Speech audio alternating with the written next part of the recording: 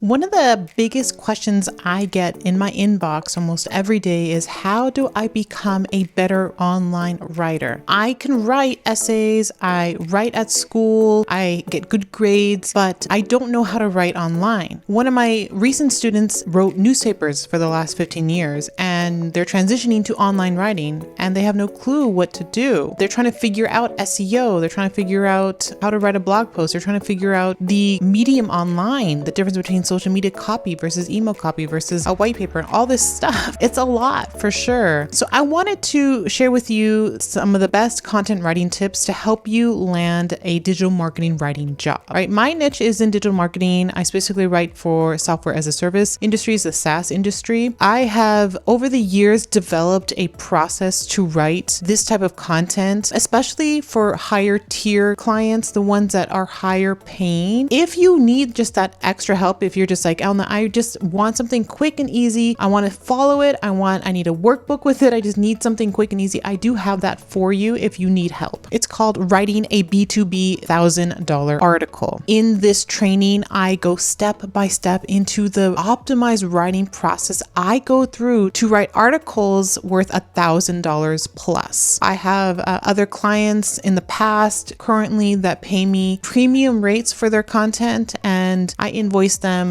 $1,200, $1,500, $1,800 for one piece of content. I go through, what do B2B businesses want in a writer? Why are they different than cheaper writers? What do they value the most? And then I go through and show you how I would expertly write a piece of content and what I infuse in the writing to make it high paying. But for now in this video, I do want to just share with you some of these overriding principles for writing online content so that you can become a better content writer and be confident that you know what you're talking about. So the first main tip I can give you is content writing is research driven. And what that means is that when you write a blog post for a digital marketing client, they expect to have stats and credible sources in their blog posts. So if you just go to, one of my past clients is Blogging Wizard. We can go to Blogging Wizard and go to the blog about, let's just say, marketing and sales. That's more digital marketing. So you can just look here and let's just go to the anatomy of a high converting landing page. And let's just see what right here is a credible source here. Data suggests that landing pages that include social proof have an average conversion rate of 12.50% to 11.40% amongst those that don't. And so in this post, you can see right here a credible source that they link to data. If we open it up, it's an infographic right here from Unbounce, right? And that's the data here. That Unbounce has the data here and they just used some of it, but they made sure to link to that source. When I say research driven, the concept of this blog article about landing pages here, it's about high converting landing pages. What makes it high converting? Well, they are showing you the anatomy of a landing page here, but they can back it up with proof from data. And so not every item here has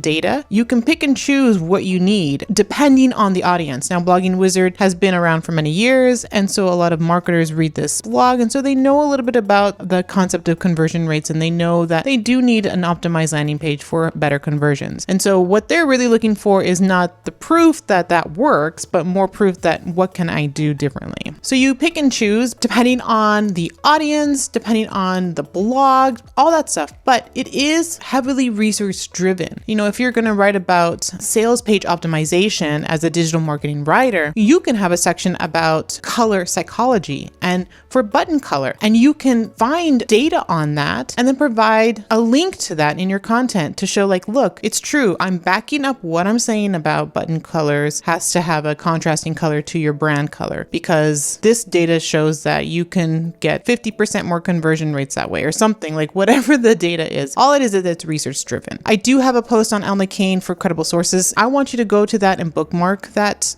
blog post because it has a ton of links. Here's the blog post, how to easily find credible sources for research and for freelance writing clients. So in here, I have a ton of links. It's a long post, all a bunch here, all there, lots here. Make sure to look at this, get the links, either bookmark it, create your own swipe file, get all those links because you're going to need that if you want to do digital marketing writing as a content writer. The next content writing tip I can give you is that it is clear. The content that you write is clear in the terms of there is no extra extra fluff. All right. And that's another tip. There is no fluff in your writing. It is what you say, you provide proof. What you say, you provide proof. What you say, you provide proof. That's content writing. It's not storytelling. It's not, accounts of what you're doing, although you can add elements of storytelling. You need to back it up with proof. If we go to GoDaddy, which is web hosting, and my post on 10 of the best freelance websites to help you start your side hustle, I start with, there's no denying the work from home movement is increasing in popularity in our current global climate. In this post, I'll share 10 freelancing websites for those ready to make some cash. Now, while the pandemic certainly prompted many people with 9-to-5 jobs to change the way they work, the growth of freelancing began long before COVID-19 hit. And with the progress of modern technology and the ability to develop a workforce around the world, many businesses have come to realize the innumerable benefits of hiring freelancers. And so I sort of walk a reader through the idea that the work from home movement is growing. There's a link to another GoDaddy post to talk about more about that. I talk about recent things like COVID and how that's changing the perception of a 9-to-5 job. And then I give you proof of how you can get started with these sites here. I give my introduction. I talk about what the state of the economy, the state of the industry right now, and then how you can take advantage of what's going on by doing some freelancing work at home. That's what I mean by writing about it and showing proof. There's no fluff. It's very clear what I am writing about. And you can do that easily with bullet lists, with subtopics, by breaking up your content into little subtopics here. All of that makes it very clear to read. There is no fluff. Each sentence needs to be where it needs to be. Part of writing online is this idea of, can I take away some of the words here to make it more clear? And you can do that using something like Grammarly can help you with that. Sometimes I have sentences that are just too wordy. And so Grammarly points that out. And I remove all that extra words, all those extra fluff, and to just make my sentence better and people can understand it easier. Another important aspect of content writing is that when you are writing the content, you are speaking to the reader. You're writing either in first person or second person, right? So it's a lot of yous. You do this, you do that, you do that. I constantly, every time I write, it's all you.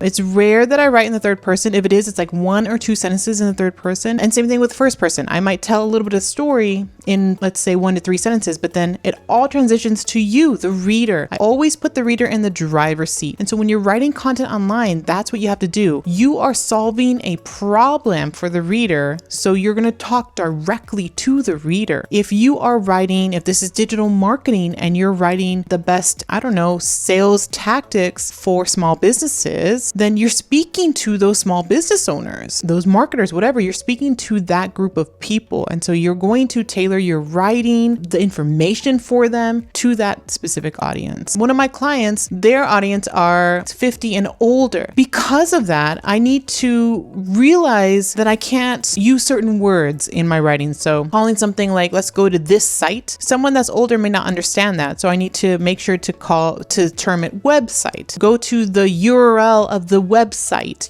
make it clear for the older generation because, this is all new to them. Online stuff is new to them. Searching online is all new to them. And so I need to be clearer in what I am telling them because I'm writing to them. So it's tailoring your writing. It's making it clear in that respect and not having fluff. All the writing that you do in the digital marketing niche is geared for online writing. Even if you aren't in the digital marketing niche, if you are an online writer, you need to tailor your writing to online reading. And so I did point out some things like having subtopics, breaking up your content, using bullet lists, using shorter paragraphs, shorter sentences, using images. All of those things make online reading easier for the person that's reading it. As a content writer, you definitely need to know how to write a blog post. And it goes without saying that the writing that you do for digital marketing clients is immensely valuable. One of the things that a prospective client really stressed to me was the idea of having